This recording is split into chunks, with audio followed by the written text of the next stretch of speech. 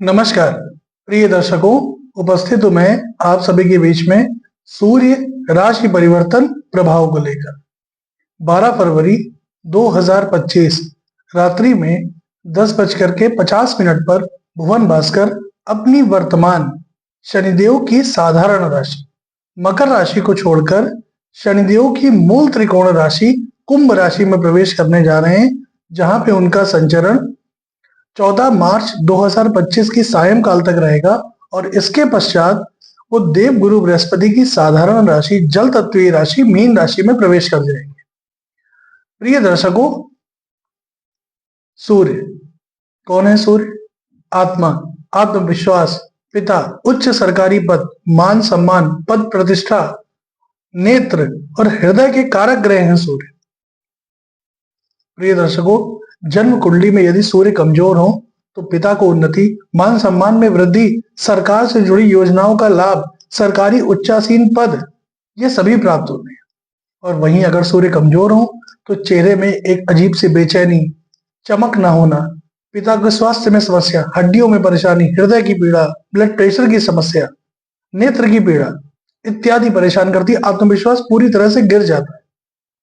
सूर्य का जन्म कुंडली में बलवान होना बेहद और नितांत आवश्यक है।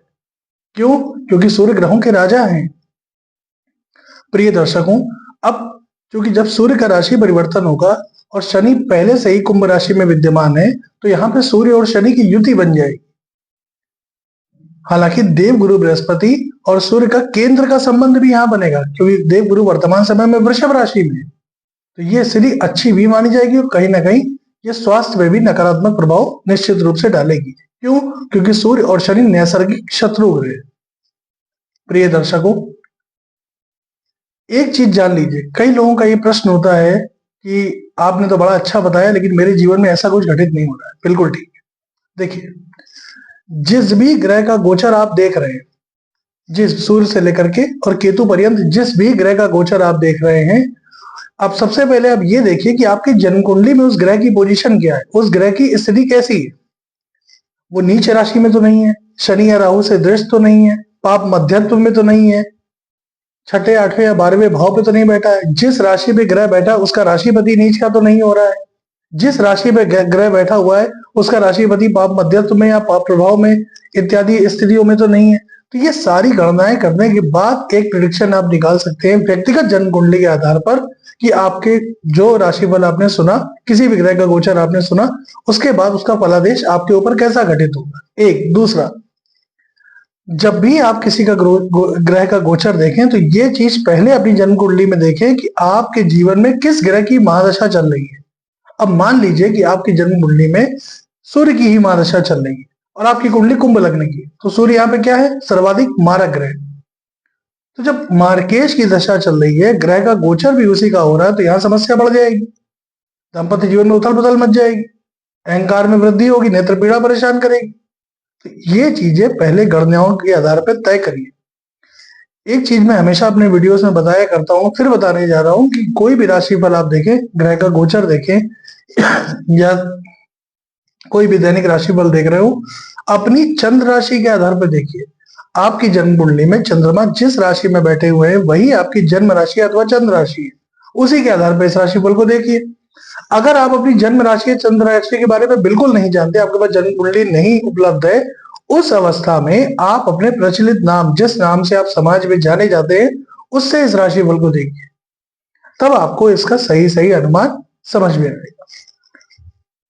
प्रिय दर्शकों, बिना विलंब किए हुए चर्चा प्रारंभ करते हैं।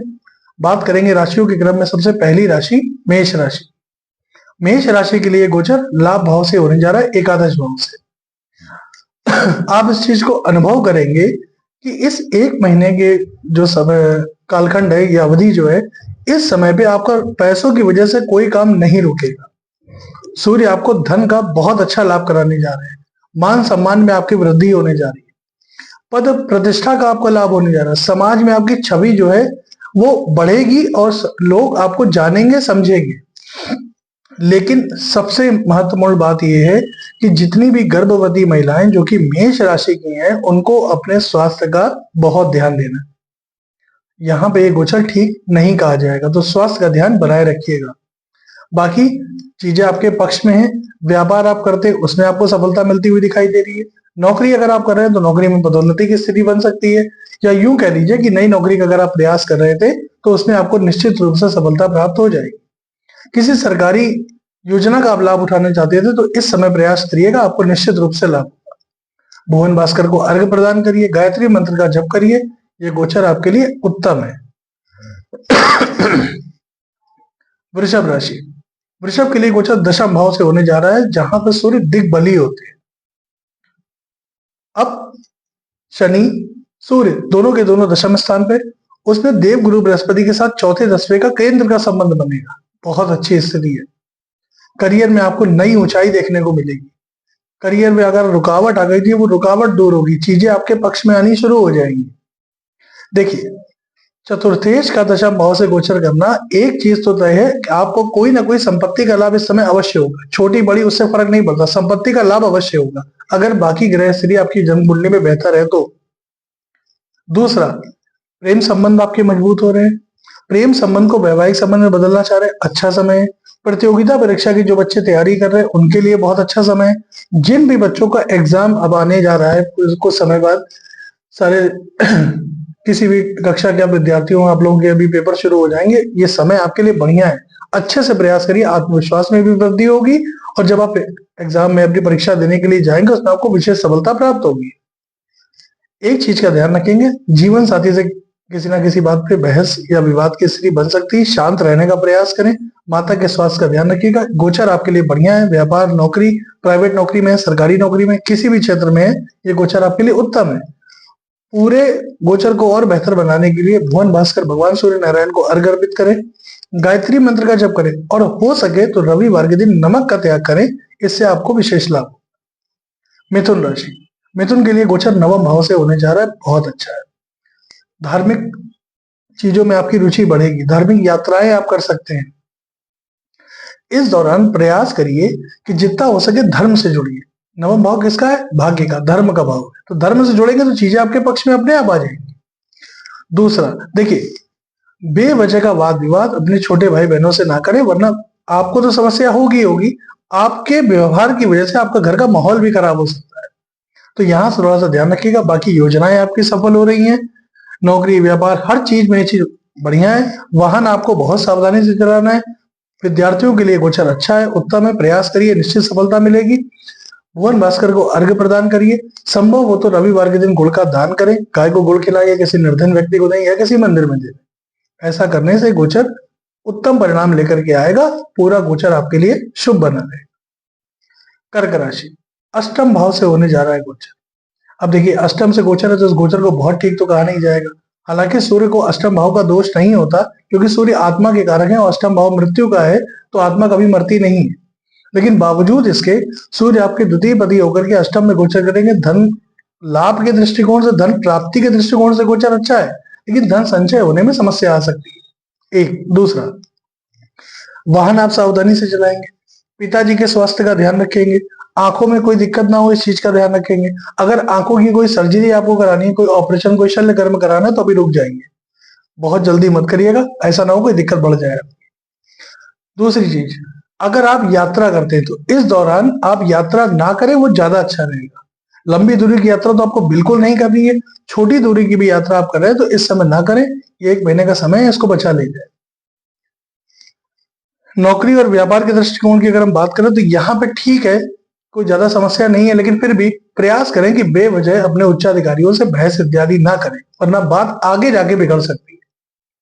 बाकी करियर के दृष्टिकोण से गोचर अच्छा कहा जाएगा। व्यापार में थोड़ा बहुत उतार चढ़ाव इस समय आपको देखने में आ सकता है, सावधानी बरतिएगा। दाम्पत्य जीवन में मतभेद की स्थिति बन रही है, यहाँ भी आपको सावधान रहने की आवश्यकता है। और एक सलाह मैं आपको दूंगा, इस गोचर के दौरान जितना हो सके आदित्य हृदय स्तोत्र का पाठ करिए रविवार के दिन, इससे आपको लाभ होगा। और साथ ही साथ रविवार के दिन नमक का त्याग करिए। उस दिन नमक आप ना खाएं, मीठी वस्तु में कुछ भी खा सकते हैं, नमक ना खाएं, आपके लिए बहुत अच्छा रहेगा। भगवान सूर्य को जल अर्पित करते रहिएगा, गोचर शांति से बीत जाएगा। सिंह राशि, सप्तम भाव से होने जा रहा है गोचर। अब देखिए, सप्तम भाव से जब कोई ग्रह गोचर करता है तो वो लग्न यानी व्यक्तित्व को देखता है, तो उस ग्रह का जैसा प्रभाव होता है वो आपके व्यक्तित्व यानी कि आपके चेहरे पे दिखाई देता है। अहंकार में वृद्धि, ईगो, अहंकार की वजह से दाम्पत्य जीवन में मतभेद की स्थिति बन सकती है। सावधान रहिए, बेवजह का घर में लोगों को अहंकार दिखाना अच्छी बात नहीं है। तो अहंकार अपना नियंत्रित रखिए, वाणी पे नियंत्रण रखिए, स्वभाव पे नियंत्रण रखिए। कोई भी बड़े निर्णय अगर आप लेने जा रहे हैं तो वो आपके निश्चित रूप से सफल हो जाएंगे। कोई भी बड़ा फैसला आप करना है इस दौरान करिएगा। क्यों? सप्तमेश सप्तम भाव पे ही है, यानी कि शनिदेव सप्तम भाव पे ही बैठे हैं कुंभ राशि में, खुद की राशि में। बड़े फैसले आप लेंगे, आप सफल होंगे। मानसिक तनाव आपके लिए दिखाई दे रहा है, वो भी मानसिक तनाव किस वजह से? आपकी वाणी की वजह से। वाणी पर नियंत्रण रखिएगा। जीवन साथी के स्वास्थ्य का ध्यान दीजिएगा। जीवन साथी को आर्थिक लाभ हो सकता है, इसकी संभावना बन रही है। पार्टनरशिप में व्यापार कर रहे हैं, बिल्कुल करिए, लेकिन पार्टनरशिप में यहां भी देखिए, पार्टनरशिप में भी अहंकार की वजह से चीजें बिगड़ सकती है, सावधान रहिएगा। कर्ज का लेन देन इस एक महीने में आपको बिल्कुल नहीं करना है। सिंह राशि के सभी जातक कर्ज का लेन देन एक माह यानी 12 तारीख से लेकर करके 14 मार्च तक बिल्कुल ना करें। बहुत इमरजेंसी है, बहुत ज्यादा जरूरत है तो मंगलवार के दिन का चयन करिए कर्ज चुकाने के लिए, बुधवार के दिन का चयन करिए कर्ज लेने के लिए, तो जल्दी निपट जाएगा। उपाय के रूप में भगवान सूर्य को जल अर्पित करिए, गायत्री मंत्र का जप करिए ताकि वाणी सधे और वाणी प्रखर हो। आदित्य हृदय स्तोत्र का पाठ करिए, ऐसा करने से गोचर शांति से बीत जाएगा, समस्याओं का सामना आपको नहीं करना पड़ेगा। कन्या राशि, छठे भाव से होने जा रहा है प्रबल शत्रु हंता योग। लेकिन इसका मतलब ये नहीं किसी से भी लड़ जाएंगे, ऐसा नहीं। शत्रु हंता योग का मतलब ये होता है कि शत्रु आएंगे जरूर लेकिन वो टिक नहीं पाएंगे। लेकिन आप बैल मुझे मार करेंगे, बेवजह आप किसी से दुश्मनी मोल ले लेंगे तो वो ठीक बात नहीं है। आंखों का ध्यान देना है आपको, हड्डियों की समस्या ना परेशान करे, इस चीज का ध्यान देना। वाहन सावधानी से चलाना, चोट चपेट की घटना घट सकती है, सावधानी बरतिएगा। प्रतियोगिता परीक्षा के विद्यार्थियों के लिए बहुत अच्छा समय है, बिल्कुल प्रयास करिए, सफलता निश्चित मिलेगी। खान पान का ध्यान रखिएगा। यात्रा आपको नहीं करनी है, यात्रा में आपको बहुत सावधानी रखनी है, प्रयास करें कि यात्रा ना करें, वो ज्यादा अच्छा है। कार्यक्षेत्र आपका बढ़िया रहेगा, थोड़ा बहुत उतार चढ़ाव है लेकिन फिर भी स्थिति आपके पक्ष में रहेंगी। कोई पुराना रोग आपको ना परेशान करे, इस चीज का ध्यान रखिएगा। पुराने रोग से आपको समस्या हो सकती है, खास तौर पे वो व्यक्ति जिनको हड्डियों की कोई समस्या रही है, हार्ट की कोई रोगी रहे या ब्लड प्रेशर की कोई समस्या है, उनके लिए मैं विशेष रूप से कहना चाहूंगा स्वास्थ्य का ध्यान दें। भुवन भास्कर को अर्घ्य प्रदान करें, रविवार के दिन गुड़ का दान करें, गायत्री मंत्र का जप करें। ऐसा करने से ये गोचर शांति से बीत जाएगा। तुला राशि, पंचम भाव से होने जा रहा है गोचर। गर्भवती महिलाओं को मैं फिर से सचेत करना चाहूंगा, पंचम भाव में सूर्य भाव को जलाने का काम करते हैं, सावधान रहिएगा वरना समस्याओं में समस्याएं आपकी बढ़ सकती है। शिक्षा बहुत अच्छी है, यात्रा आपके लिए बहुत अच्छी है, धन लाभ के प्रबल योग बनेंगे। देखिए, अगर आप अपने स्वास्थ्य को 1 मिनट के लिए किनारे कर दें तो बाकी स्थितियों में गोचर बहुत अच्छा है, यहाँ की दिक्कत नहीं दिखाई दे रही। प्रेम संबंधों में मजबूती आएगी, प्रेम संबंध को वैवाहिक संबंध में बदलना चाह रहे हैं, पेरेंट्स से बातचीत करिए, आपको निश्चित रूप से सफलता मिलेगी, यहाँ दिक्कत नहीं है। माता पिता दोनों के स्वास्थ्य का ध्यान दीजिएगा क्योंकि माता और पिता दोनों के स्वास्थ्य में कहीं ना कहीं उतार चढ़ाव की स्थिति बन सकती है। जो लोग शेयर बाजार इत्यादि में निवेश करते हैं, ये वो समय है कि आप निवेश करिए, आगे जाके आपको बड़ा आर्थिक लाभ देखने को मिल सकता है। तो यहाँ पे आपके लिए समय बहुत अच्छा है। तुला राशि के सभी जातक भुवन भास्कर को अर्घ्य प्रदान करें, गायत्री मंत्र का जप करें और रविवार के दिन गुड़ का दान करें। ऐसा करने से आपका ये गोचर और उत्तम हो जाएगा। वृश्चिक राशि, चतुर्थ भाव से होने जा रहा है गोचर। अब चतुर्थ भाव में शनि और सूर्य दोनों के दोनों उग्र ग्रह, तो ये गोचर ठीक तो नहीं माना जाएगा। सबसे ज्यादा क्या? माता से मतभेद, माता के स्वास्थ्य में समस्या, कार्य क्षेत्र में बेवजह का उतार चढ़ाव, पैतृक संपत्ति को लेकर के, पैतृक संपत्ति के निर्माण को लेकर के अगर कोई योजना बना रहे हैं उसमें आपको सफलता मिल जाएगी। देखिए, नया व्यापार हो या नई नौकरी, अभी आपको नई नौकरी मिल तो जाएगी लेकिन आप अच्छे से पहले उसकी तैयारी कर लीजिए। योजना बनाने के लिए यह समय बहुत अच्छा है, तो योजना बनाइए, आगे क्या करना है, कैसे करना है, उसकी प्लानिंग पहले से तय कर लीजिए, तब आगे बढ़िए। काम की अधिकता रहेगी जिसकी वजह से आप थकान का अनुभव करेंगे, थकान आपके ऊपर हावी हो सकती है। बाकी पैतृक संपत्ति में जैसे मैंने बताया, कोई निर्माण का कार्य कराना चाह रहे हैं, बिल्कुल कराइए। मित्रों से किसी प्रकार का धोखा ना मिले, इस चीज को लेकर के सचेत रहिएगा। आंख बंद करके विश्वास किसी पे भी मत करिएगा। उपाय के रूप में भुवन भास्कर को अर्घ्य प्रदान करिए, गायत्री मंत्र का जप करिए, साथ ही साथ प्रयास करिए कि आदित्य हृदय स्तोत्र का पाठ अगर आप रविवार के दिन प्रातः काल करें तो इससे आपको बहुत लाभ मिलेगा। धनु राशि अत्यंत श्रेष्ठ और शुभ होने जा रहा है धनु राशि के जातकों के लिए। प्रिय दर्शकों, जब भी कोई गोचर होता है तो हर व्यक्ति ये उम्मीद लगाता है कि शायद अब कुछ अच्छा होगा, अब कुछ बढ़िया होगा, अब जीवन में कुछ परिवर्तन आएंगे। ये वो समय आया धनु राशि के लिए जब सही में आपके जीवन में परिवर्तन होने जा रहे हैं। पराक्रम भाव में सूर्य और उनकी दृष्टि भाग्य भाव पे जब पड़ेगी तो भाग्य का संपूर्ण सहयोग प्रदान करेंगे, क्योंकि भाग्य भाव पे उनकी खुद की राशि है। और ज्योतिष शास्त्र क्या कहता है? यो यो भावा स्वामी दृष्टो युतोवा तस्य भाव से वृद्धि, यानी जो ग्रह अपने ही घर को देखता है उस भाव के प्रभाव में वृद्धि कर देता है। तो भाग्य का संपूर्ण सहयोग, पिता को सुख मिलेगा। पिता अगर नौकरी में कार्यरत है, नौकरी में, व्यापार में, उनको उनके क्षेत्र में सफलता मिलेगी। पिता से आपको सहयोग मिलेगा। पिता के स्वास्थ्य में गिरावट आ गई थी, वो ठीक हो जाएगी। पिता का कार्यक्षेत्र जबरदस्त रूप से आगे बढ़ेगा। आपके मान सम्मान में वृद्धि होगी। भाग्य का संपूर्ण सहयोग मिलेगा। कार्यक्षेत्र आपका मनोनुकूल सफलता, जैसा आप चाहते हैं कार्यक्षेत्र में, आप नौकरी करते हैं, व्यापार करते हैं, जैसा आप चाहते हैं वैसी सफलता आपको प्राप्त होगी। कुल मिला के देखिए, धन, मान, सम्मान, पद, प्रतिष्ठा, सभी चीजों के लिए धनु राशि के जातकों के लिए ये गोचर, ये काल अत्यंत श्रेष्ठ और शुभ होने जा रहा है। दाम्पत्य जीवन उत्तम है, विद्यार्थी जीवन उत्तम है, प्रेम संबंधों में मजबूती है। यानी कुल मिला के 5 उंगलियां घी में से धनु राशि की है। उपाय के रूप में भगवान भास्कर को अर्घ्य प्रदान करिए, गायत्री मंत्र का जप करते रहिएगा। ये गोचर आपके लिए अत्यंत श्रेष्ठ और शुभ है। मकर राशि दूसरे भाव से यानी कि द्वितीय भाव में गोचर होने जा रहा है। अब देखिए, आंखों का ध्यान आपको रखना है, क्योंकि सूर्य क्या है? तेज। और दूसरा भाव क्या है? दाहिनी आंख। दाहिनी आंख का विशेष ध्यान दें। वाणी की कटुता की वजह से किसी से वाद विवाद ना हो, इस चीज का विशेष ध्यान रखें। चोट की चपेट में ना आ जाए तो वाहन सावधानी से चलाएं। बेवजह किसी के ऊपर भी लड़ाई झगड़ा या कोई आरोप प्रत्यारोप मत करिएगा, वरना आप समस्या में फंस जाएंगे। समय का सदुपयोग करिए, इस समय को व्यर्थ न जाने दीजिए। पुरुषार्थ करिए, मेहनत करिए, तब जाकर के आपको सफलता प्राप्त होगी। दाम्पत्य जीवन में आपके कहीं ना कहीं उतार चढ़ाव की स्थिति बन सकती है, सावधान रहिएगा। भगवान भास्कर को अर्घ्य प्रदान करिए, गायत्री मंत्र का जप करिए, रविवार के दिन गुड़ का दान करिए। ऐसा करने से गोचर शांति से बीत जाएगा। कुंभ राशि आपकी राशि भरी ही गोचर होने जा रहा है। लग्न में सूर्य का बैठना आपको कहीं ना कहीं अहंकारी ये प्रवृत्ति आपके अंदर डाल दे। असल में आप अहंकारी नहीं है, लेकिन सूर्य जब लग्न से गोचर करेंगे तो आम लोगों की नजर में आप ऐसे दिखेंगे कि आपके अंदर बहुत ईगो, बहुत अहंकार है, जिसकी वजह से कहीं ना कहीं आप समाज आपसे कटेगा।